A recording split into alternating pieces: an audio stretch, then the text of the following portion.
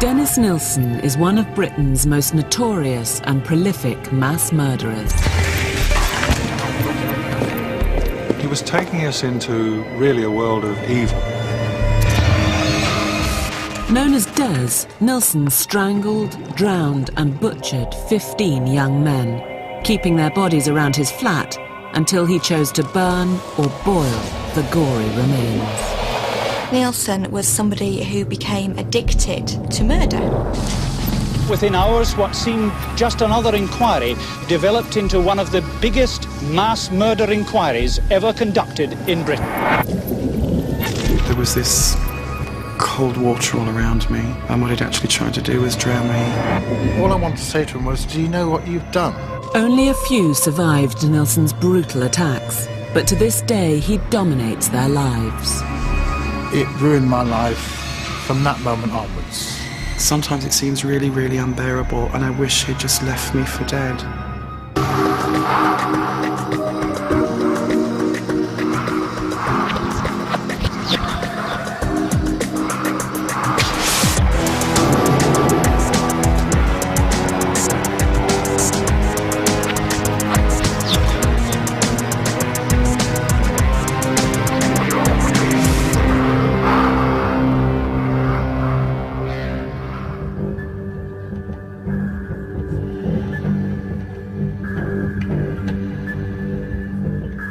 On the 9th of February 1983, Detective Chief Inspector Peter J. got a phone call.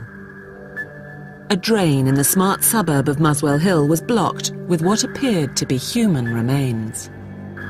I remember with our scenes of crime officer taking possession of 3 little pieces of flesh and 3 small bones. The bones had a knuckle at each end, and they seemed to be about 2.5 inches long, and it looked as if they'd come from a human hand.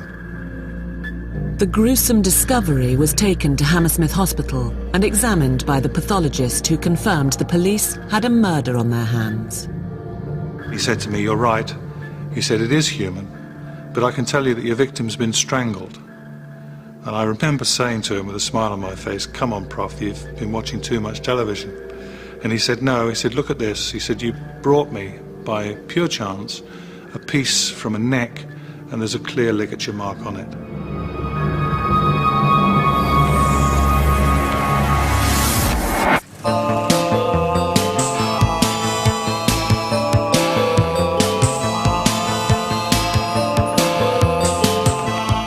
In April 1982, Carl Stotter, a vulnerable 21-year-old, had moved from Blackpool to a hostel in North London. He was trying to start a new life after running away from a violent boyfriend. Carl went to a local gay pub where Nilsen, who'd already brutally murdered 13 men, was out drinking. Nilsen was sort of like talking at the bar to this other guy, and the other guy left, and then he came over and introduced himself and asked if he could sit down, and just generally started a normal conversation. He seemed intelligent, caring. He seemed like a nice guy. Told him about my ex-partner, and he thought it was terrible that somebody should do that to somebody.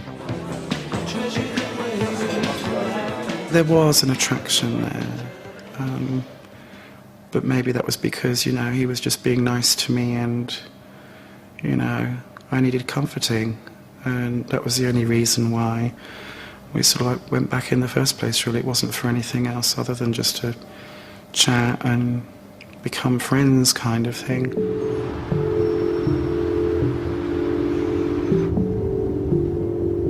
Carl and Nilsen took a cab to 23 Cranley Gardens, where one man's dismembered and decomposing remains were concealed in bin liners around the flat.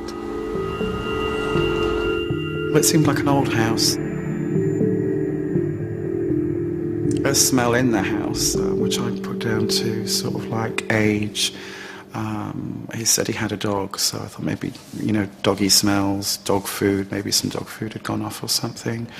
But it wasn't sort of like anything that really sort of like bothered me at the time.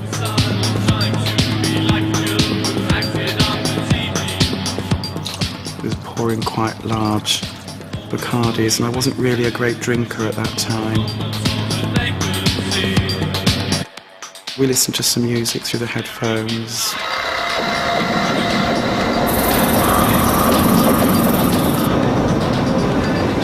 I wasn't expecting him to be so close behind me.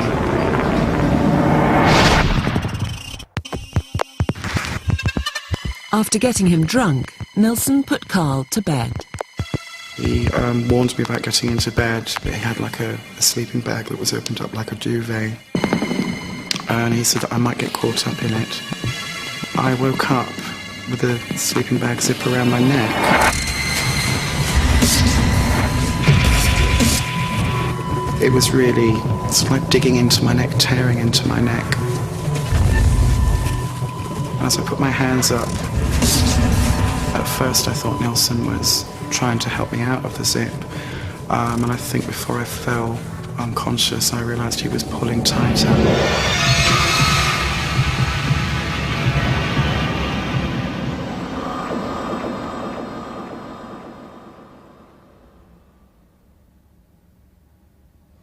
The next thing I remember is being immersed in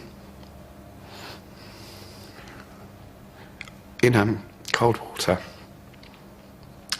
which was when he tried to drown me.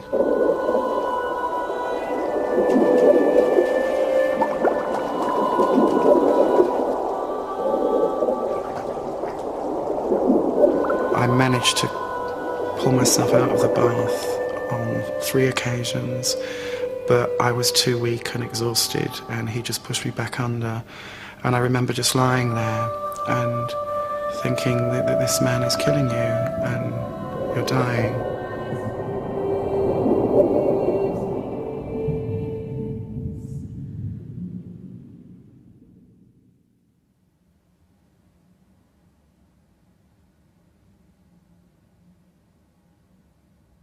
Nilsen lifted Carl's lifeless body from the bath and lay it on the sofa.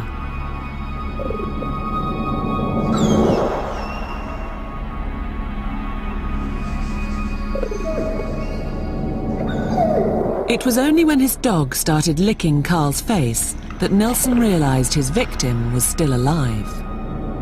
Having already murdered 13 men, Nilsen then, incredibly, decided to revive Carl.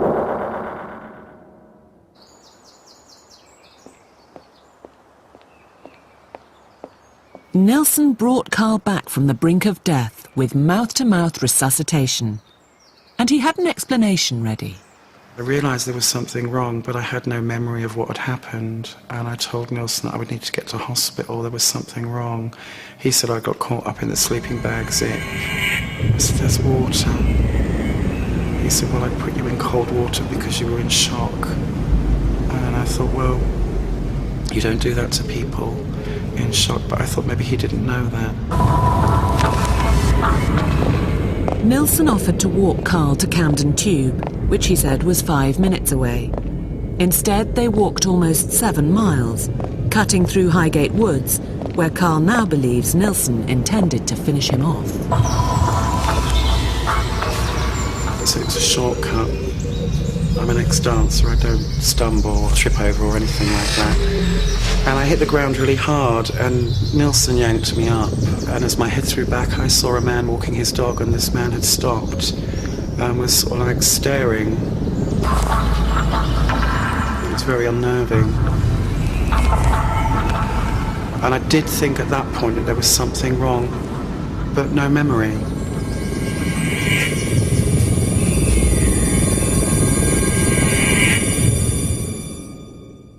He left me outside Camden Tube Station. I got straight on the tube.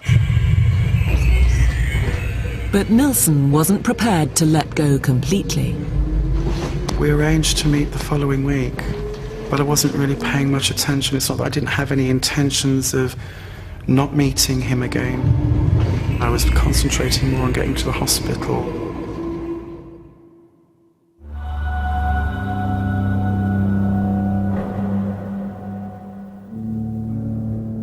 Carl went to the hospital, believing Nilsen's story that he'd got caught up in the sleeping bag zip. The doctor turned around and he said, well, I think somebody's trying to kill you. And I mean, the thing is, you know, somebody's going to try and kill you. They're not going to let you walk out of their house. And that makes sense, doesn't it? And, you know, I thought, well, what is this doctor on? Really, I wanted to just go home and rest, which is what I did do. I think I must have slept for about a week afterwards. And it all became faded. It's very common in victims of trauma that they can't remember a very salient or important part of the attack that's being made against them, maybe because it's actually too psychologically distressing for them to recall it. Carl felt no need to go to the police. Nilsen went on to kill again, but there was another man who inexplicably survived Dennis Nilsen. He was good fun to be around. You know, if we went to a bar or a club, he was a great laugh.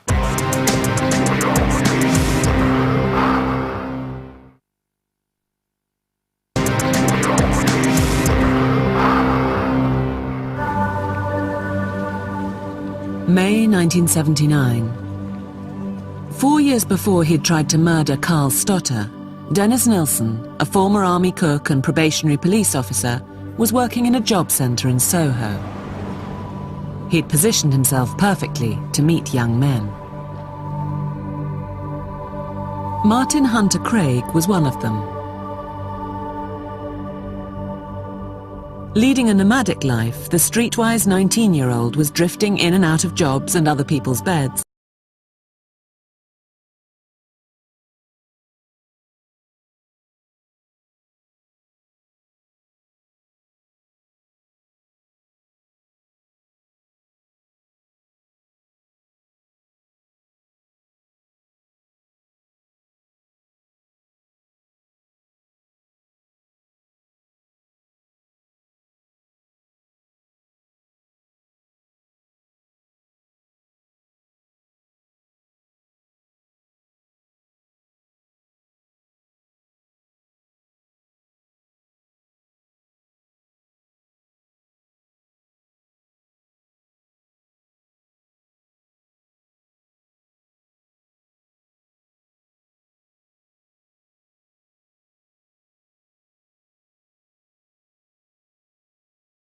You know, he bought me a drink. I said, well, I really haven't really got the money to pay for pizzas and drink.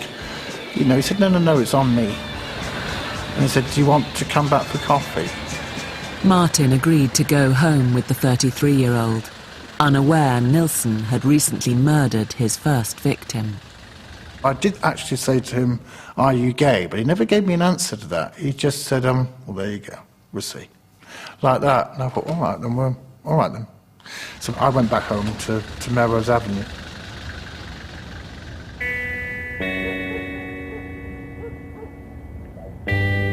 After spending the night together, despite the age gap, the pair began a casual affair that would last the remainder of Nilsen's murderous career. Martin hadn't a clue what was really going on. He was good fun to be around. You know, if we went to a bar or a club, he was a great laugh. I found him I looked up to him, a bit like an older brother. I knew I couldn't love him, but I was quite fond of him. I could sleep with him, but nothing more than that.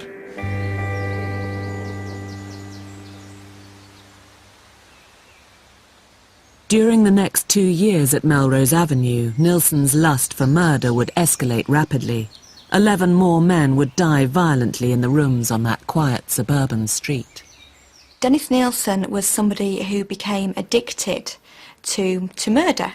I think the most he had under the floor at any one time was 6 at Melrose Avenue. I remember him saying once that he couldn't get much more underneath the floorboards, and he decided that he would have to have a fire in his garden.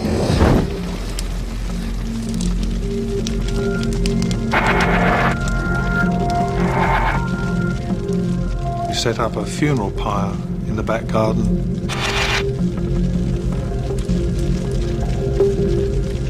Using rubber tyres to disguise the smell of the burning bodies.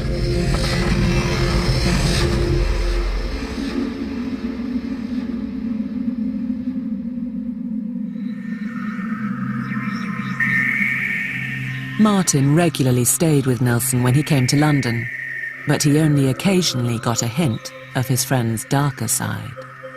One of the things he did used to do was play dead. He would literally collapse into a heap on the floor with his arms open, a bit like Jesus on the cross, really. I couldn't understand why, because I knew that he wasn't unconscious. There was one occasion when, because the door was slightly open,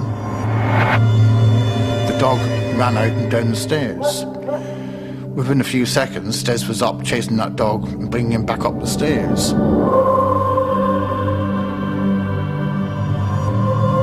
I can't understand what he expected me to do. Was it, to take advantage of him, etc.? I don't know, but that's not really my scene. Martin and Dennis's relationship was probably very important to Dennis because he had somebody who was willing to tolerate or even play along with his sexual fantasies. There may be another reason why Martin never became a victim. Whenever he'd said anything to me, which was a little bit I class as rude, I would come back with one line. I would immediately just put him in his place. But he seemed to like that. He seemed to like this idea of being controlled in some way. I don't know why, but that's what he seemed to like. It seems to me that Martin falls into a very different category to Dennis's victims. Dennis had an ongoing relationship with Martin. He knew that Martin would come back to him. Martin essentially was his only friend. All by myself in the morning, and I'm all by myself in the night. Although Martin sometimes questioned his friend's behaviour, it didn't seriously worry him. I always thought there was a lot more to Des than I knew about, but because I didn't live with him properly as a partner, I didn't really feel I had the right to ask him too many questions, and even if I had, I don't think he would have given me all the answers. Des is a very secretive person, and he wouldn't have told me too much.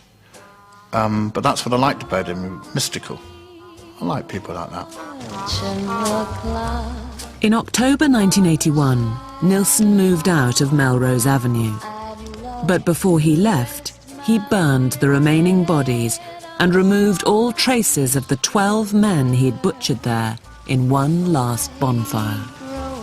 Nilsen then moved to 23 Cranley Gardens, where he would go on to try and murder Carl Stotter. All by myself.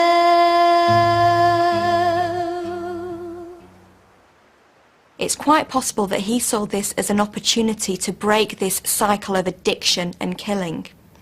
I know that there was nowhere for him to store bodies at Cranley Gardens. I'm sure that he was acutely aware of this too.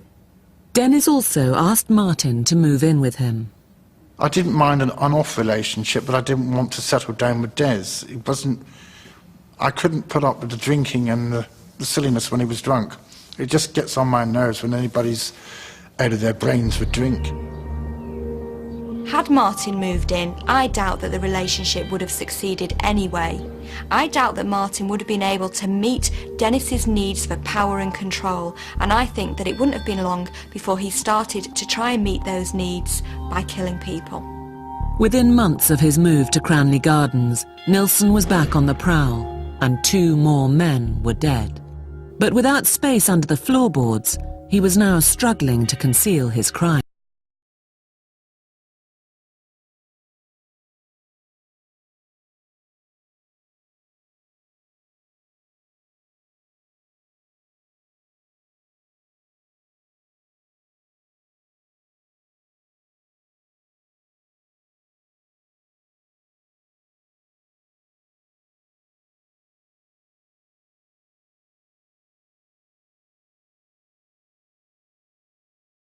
Gardens.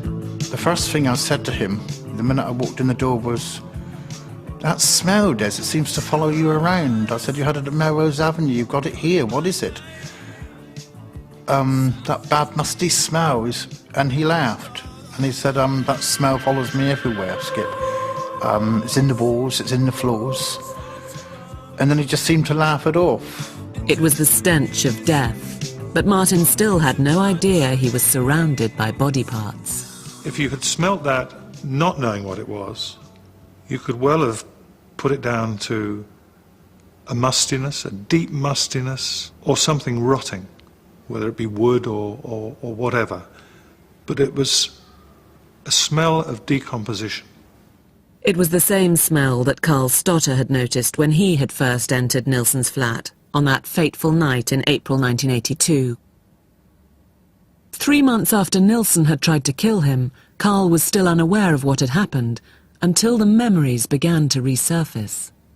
I actually started to get flashbacks, which was triggered by I think it was a horror story I was reading, and I just sort of had these like uncontrollable sort of like shaking, and the fear. I would never be able to describe that kind of fear.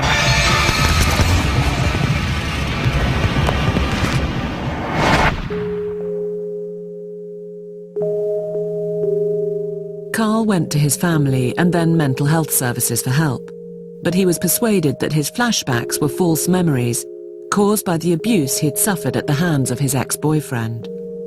He was told that no one had tried to kill him. It was all in his mind.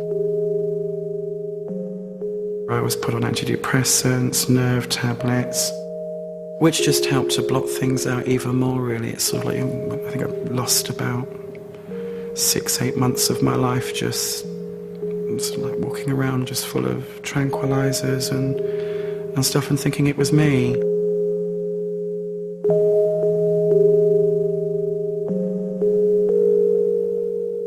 During those months, Nilsen had murdered his last 2 victims.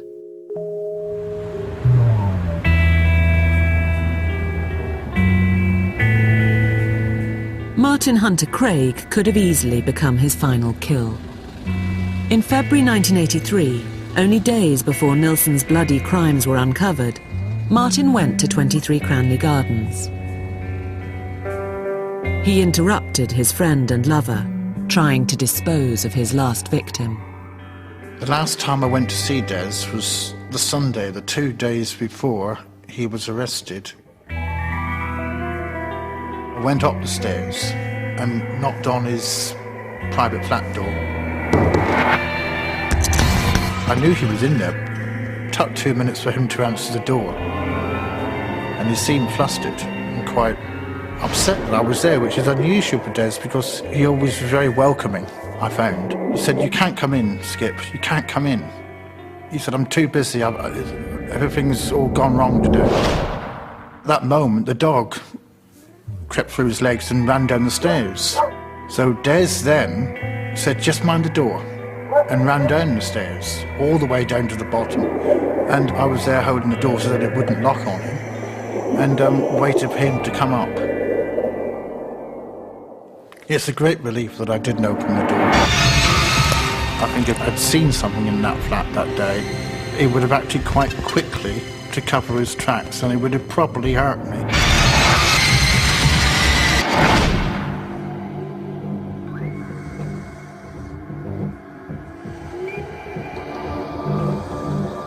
Four days later, Detective Chief Inspector Peter Jay was called to the house. A plumber had found human body parts blocking a drain. They had come from a pipe that began halfway up the building. There was no one living in the middle flat, so I knew straight away that it must have come from higher up in the house, where there was just one person living, a chap called Dennis Nilsen. The Chief Inspector and his colleagues waited for Nilsen to arrive home. And as he came in, I remember looking at him straight in the eyes, and I said to him, "I'm Detective Chief Inspector Jay from Hornsey Police Station. I've come about your drains." And a little smile came onto his face, and he said, "Since when have police been interested in blocked drains?" And I said, "Well, you take me up in your flat, and I'll tell you all about it." And having got inside the flat, we could smell decomposing flesh.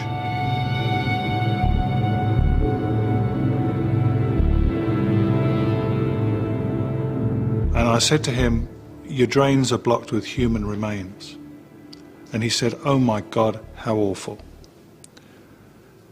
And just for that one moment, I thought he was going to be a little bit difficult.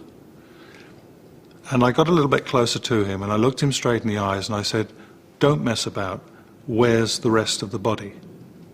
And he said, "Fair enough, it's in 2 plastic bags in the wardrobe in the other room." As soon as you opened the door, the smell intensified, and I closed it straight away and I said, "We'll deal with that later." When we arrested Nilsen at Cranley Gardens, there were actually the remains of 3 bodies there. One had been dead a week, one 9 months, and the other 18 months. So 2 of them were in a bad state of decomposition, but most of the flesh had been taken from the bones, because what he was doing was stripping the flesh from the bones, flushing it down the toilet, and then, on some occasions, putting the bones out for the dustman.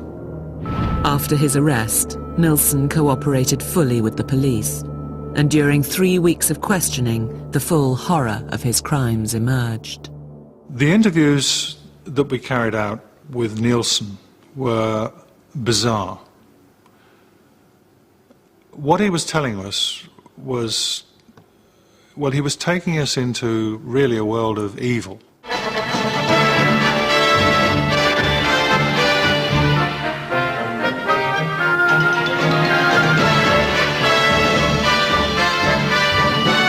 Mass murder in London. Police search for up to 16 dismembered bodies. The media soon got wind of the story. They'd said that somebody had been arrested at Muswell Hill. And when they described what had happened, and then they showed the street, Cranley Gardens, I knew then that it was Des. That mystery, that little thing that was there about him, that he was hiding from me, had finally been exposed. A person I classed for the last 3 years, who was a mate, has been arrested for murder and there's body parts all over the house. It took me a good couple of hours to actually sit down and think, what the hell's going on here?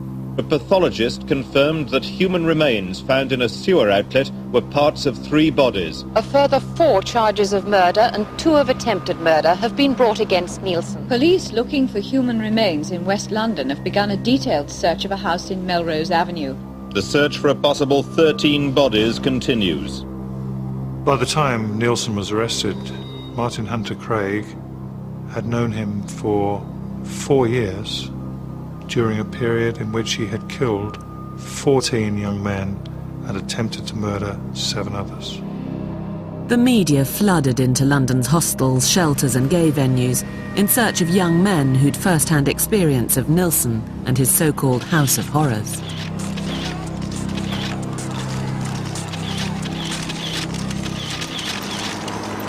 David Chater, who was working for ITN News at 10 at the time, was just interviewing people about what they thought about the situation regarding Des, and he happened to speak to me.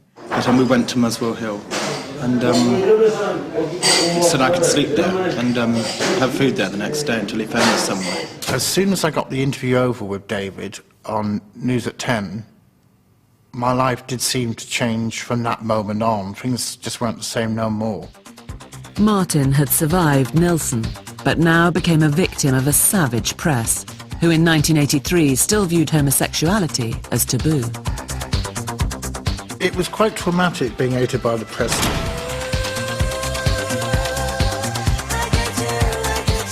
Things were a lot different from what they are now. People are more open, people are more, tolerant to gay people, etc., etc. But back then they weren't. My family were quite private and really didn't want too many people knowing about me being gay. There were a lot of people working for newspapers who were racist, sexist, prejudiced in one way or another, and it very often emerged in conversation. And certainly with Nilsen, it was made very clear to me that he deserved all he got, and his victims, if they were just a load of gay rent boys, they deserved what they got as well, which is pretty abhorrent. And that was without question reflected in the way the stories were presented.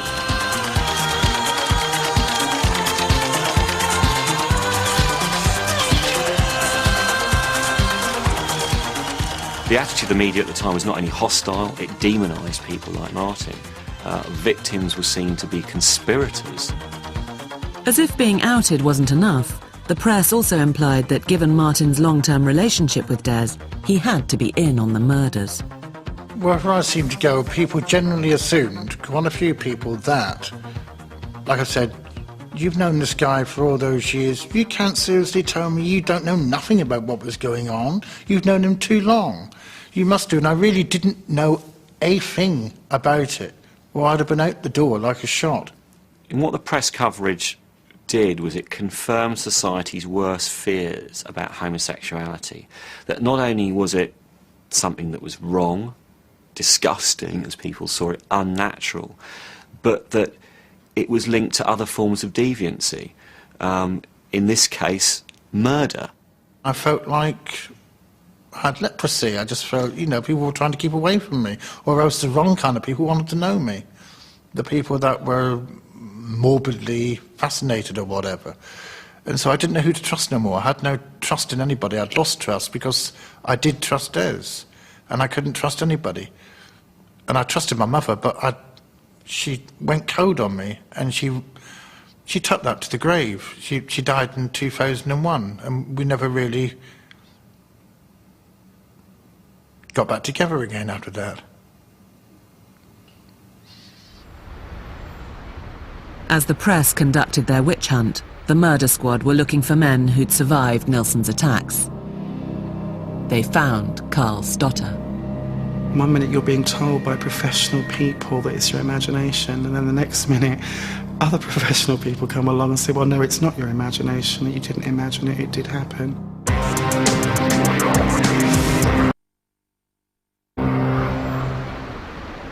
When Dennis Nilsen was first arrested, he confessed to 15 grisly murders and 7 failed attacks. The police were still searching for the men who'd escaped him when they got a tip-off. A man in group therapy was having recurring nightmares about strangulation and drowning. His name was Carl Stotter. We'd been asked to go and see Carl because this was a man that was having recollections in relation to an attempted murder, which fitted the situation with Dennis Nilsen, and that this could be one of the attempted murder victims. It was quite a shock a year later to find the police sort of like questioning me about this man, which had just completely gone into my subconscious. They asked me if I'd ever been to Cranley Gardens. I didn't know where that was. They asked me if I knew anyone called Des or Dennis Nilsen, and no, I couldn't remember. And then the next question they asked me was, well, it wasn't a question, it was a statement. They just said, okay, then sleeping bag. And everything, it all came flooding back.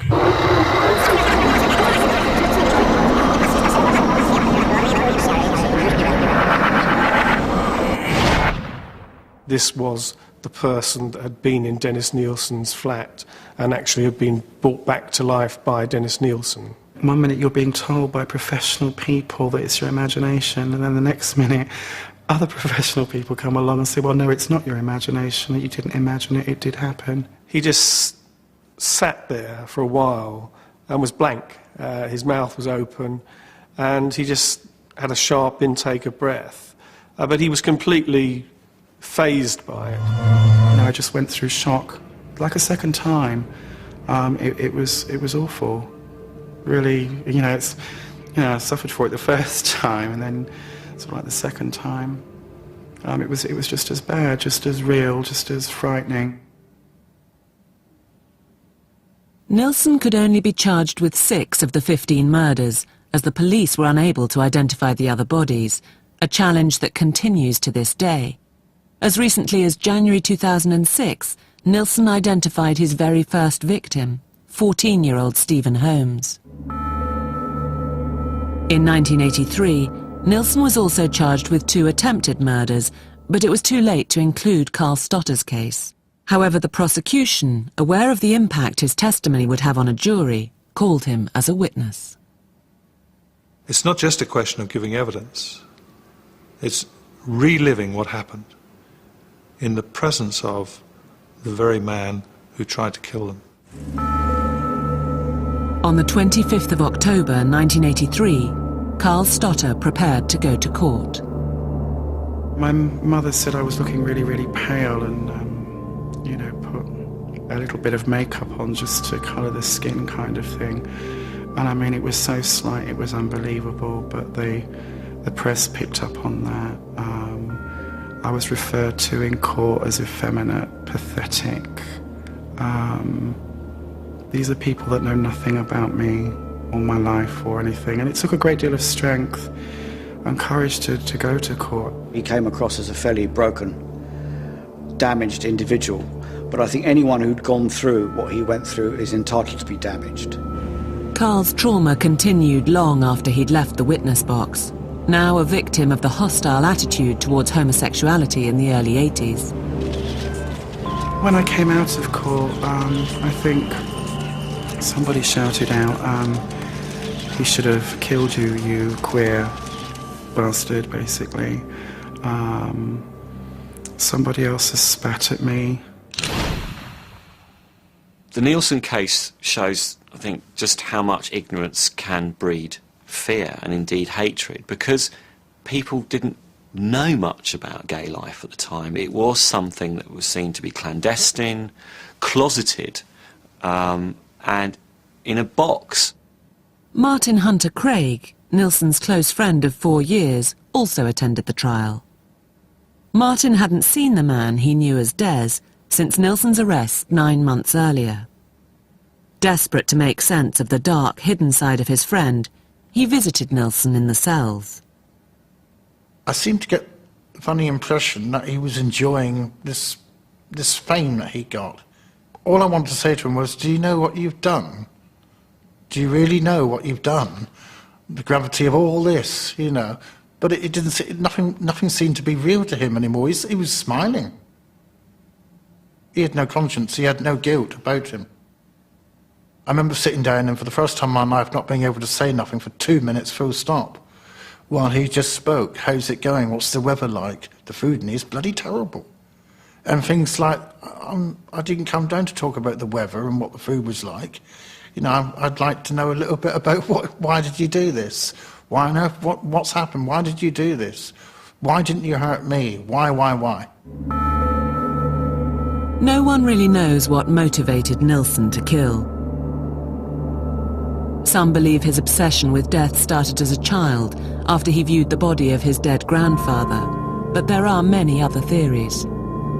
It seemed as if he killed the people that he really wanted to stay, the people he'd taken home with him, that he liked. The fact that they wanted to go at midnight, 1, 2, 3 in the morning, was the trigger, I think, in many of those cases.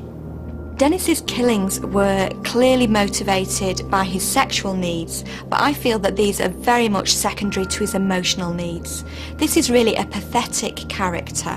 He needs to feel powerful, and it's this feeling of power and having ultimate control over another person which I feel are absolutely central to the killings and to all of the fantasy and the ritual that was built up around the killings. He did say to me once, "It's as well you caught me when you did, because if it hadn't have been now with 15 victims, it would have been later with 150. On the 4th of November 1983, Nilsen was convicted of 6 counts of murder and 2 of attempted murder.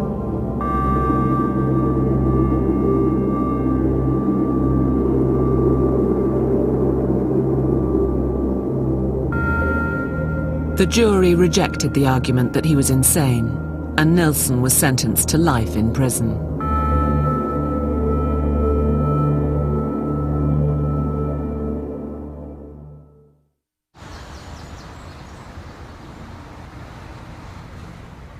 "23 years on, Carl and Martin continue to live with the horror of the past. I live a completely different life from what I used to.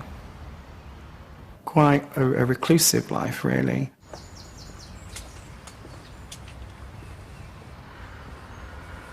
It ruined my life from that moment onwards.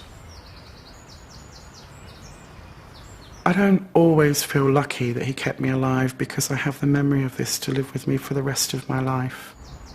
Surviving Nilsen was only the beginning of both men's struggle to get their lives back.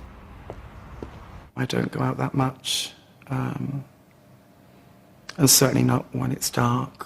I could never go to a nightclub or a pub and allow myself to be invited back to a stranger's place again.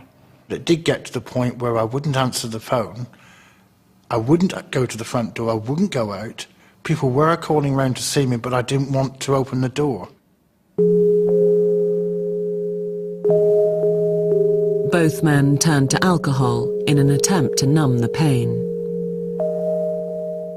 With the drinking, I destroyed my pancreas, ended up in a diabetic coma, and it just seems that I've just sort of like, I'm dead. I feel as if I'm dead. There's no spirit there, there's no hope, no dreams, there's just this constant fear.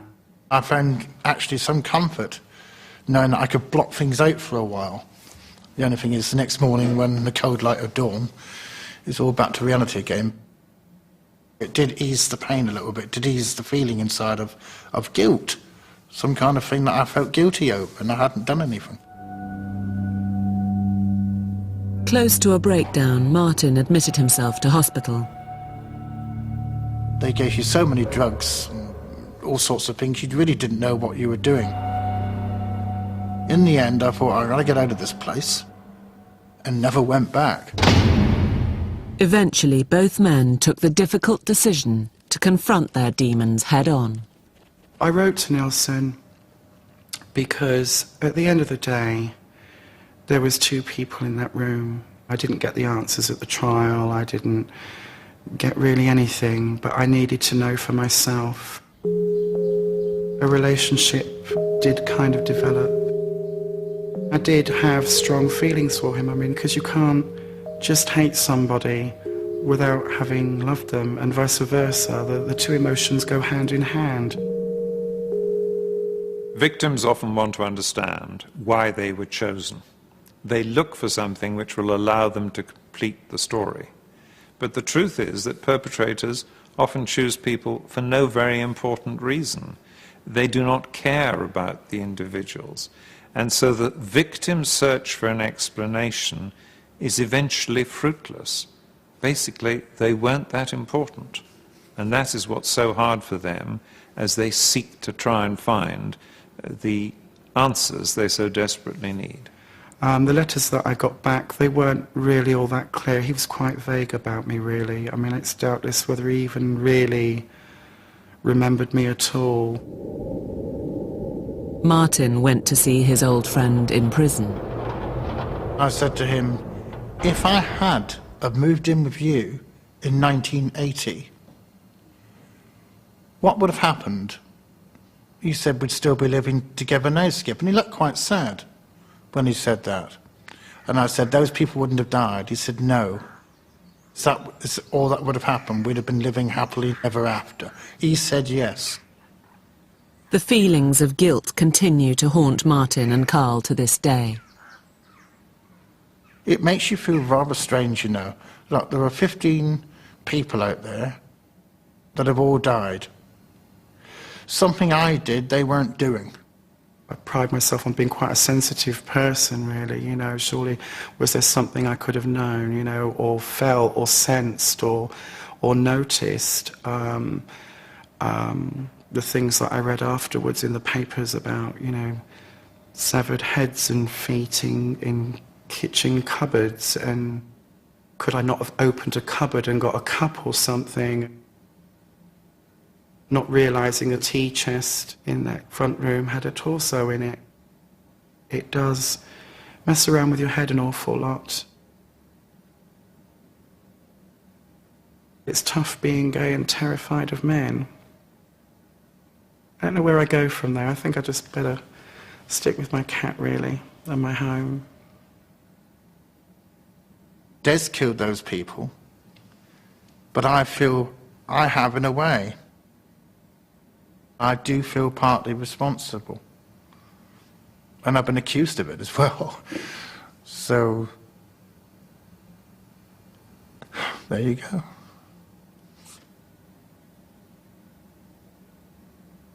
Tomorrow over on Sky One, it's the second part of Ross Kemp's investigation into life in the Middle East. That's at 9. But next over on Sky Movies premiere, Tilda Swinton stars in Julia, a tale of abduction and alienation in LA.